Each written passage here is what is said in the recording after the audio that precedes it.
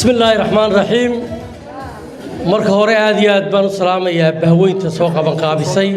ama dumarka ama odayaasha waliba gaar ahaan beesha wasiirka Baawar Buuse soo qaban qaabisay aad iyo aad baan ugu mahadnaqayaa waa xaflad aad u qurux badan dalka muddo 10 cishaan ku sugnaa waa xafladii afraad ee ka qayb galo oo wafdi kale ila socday oo wasiirka ka koobnaa oo caawa baxay la Nairobi oo aan dhoofinay marka aad iyo aad baan mar labaad iyo mar saddexaad ku mahadnaqayaa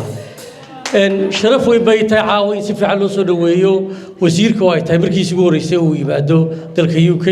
si fiican baad soo dhaweyseen aad iyo aad baan mar labaad iyadana idinka mahadnaqayaa sida fiican ee u soo dhaweyseen runtii wax badan baa laga dhawaajiyay waxa laga yaabaa dadkii halka hore uga hadlay si fiican bay horta de wasiirada ila maqashay aad iyo aad baan ugu mahadnaqayaa in soo dhaweynta marka halkana la soo dhaweeyo halkaana wax badan baa jiro dadka waa la dhaafaa waxba ka jira arrinka laakiin culayska ugu badani ninku ku dhacay horta waa aniga dad badan oo halka fadhiyay way qisay Soomaha team badan baa halka fadhiyo oo arugu aan Hargeysa ku haya Axmed maanta uu dambeysay saaka uu dambeysay wali sognahay qolada halka fadhida gaarigii qurba joog buu shaqeynayay saaka uu dambeysay marka had iyo jeer aan isaasan soo dhaweeyaa waanan ku faraxsanahay in caawa wasiirku ila maqlo oo marka halka la tago in wasiirood maqlaysaa falaya dardaarankaasi hadhow toliyana ka dhuuman rageena iyo dumarkeeda dhamaanteedba waxaan taydun baa loo soo noqdo waxaan aaminsanahay mid baan idin sheegay intiina halka joogtay macaaniga marka lagu daro caruurteenu UK bay ku dhasheen oo ku koreen marka ninkii halka joogay ee gaalka ahaa dad kala oo kala af ah oo gaal islaam buddhist hinduus inta diimoodba kala haysta oo kala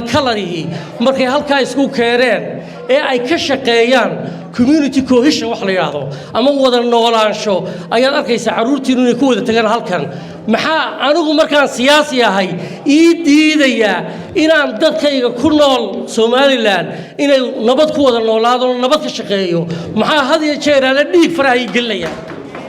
waxaan idin sheegayaa dagaal wiil baa ku dhintay wiil kuma dhasho waxaan ka shaqeyn doonaa waa nabad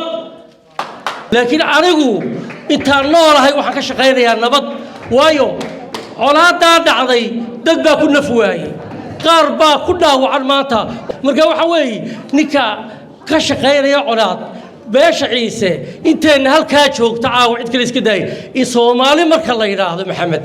inaga ugu xigna maad ugu diidantiin inaan inagu dad isugu xigno miyaad diidantiin intiin halka joogay waa qof ay dhaleen iyo qof ka qaba iyo qof ay aabihi dhaleen qaraabayna wadanahay Soomaha marka waxa way ka shaqeynayna colaad gobol baanu dhigaynaa nabad baa laga shaqeynayaa haday colaadi timaadana wax dhismayaay ma jiro nabad baanu ka shaqeynaynaa nabad baanu ku qasbanahay marka meeshay nabadi dhacdo imika wadadii ka imanaysay Djibouti ilaa iyo fardalagu xidilaa Boorama inta waraaqood iyo difaaceen qornay ee aan ka ilaalinayno in la joojiyo lacagtaasi ma malay kartaan waxba kama ogdiin waxaan kaloo idin sheegayaa daraasada wadada Bakila Garbadadar baa lacagteedii meel aan ka soo qaadayba way socotaa imika shaqadeedii waa socotaa oo ka wasiirku sheegay oo waxa jira mashaariic energy-ga bilaamay oo 10 milyan Boorama la geliyay ee dalka intiisa kale la gelin barbariyo Boorama ku laataayay waxa wasiirku waa ka intaan hawl ka galay Ilaahu baa ogaa waa la joojinayay lacagahaasi hadduu dagaalku sii socdo marka waxa weey nabadda wax ka fiican ma jirto meel labadi taalo ay hay'ada tagaan meel labadi taalay nolol timaada meel labadi timaaday horumar yimaada horumar baad ku hameeysan ubadkiinu dadkii ku noqdaan say ugu noqonaysaa markaynu dagaal abaabulno ee aynu colaad ka shaqeyna kiina ugu xigay dad aynu qoriga isku haysanaay sidee nabad u imanaysaa waxa weey nabaddu waa laga maarmaan dhulku wayna qaadaa waynaga badan yahay dhulku wayna qaadaa inaguma yara waynaga badan yahay marka ka shaqeyn mayno inaynu had iyo jeer aaladi war Ilaahay bayna abuurtay dad islaam aan nahay qofka inaynu wanaag ka shaqayno oo aan xumaanta ka shaqaynaya isagay ku galadan tahay laakiin adigu aad dhulkaaga iyo dantaada waxaaga aad ka shaqayso waa waajib taasaan anigu aan ku caanbaxay taasaan ka shaqaynayay kana shaqaynaya kana shaqayn doonaa kana shaqaynayay wax kale ku dari maayo waa xilli gaaban goorteed gaaban aad iyo aad baan hablaha gaar ahaan sida fiican u soo abaabulaya raggaba mar labaad iyo mar saddexaad aad iyo aad baan idinku mahadnaqayaa waa salaamantii wasalaamu calaykum waraxmatullahi wabarakaatu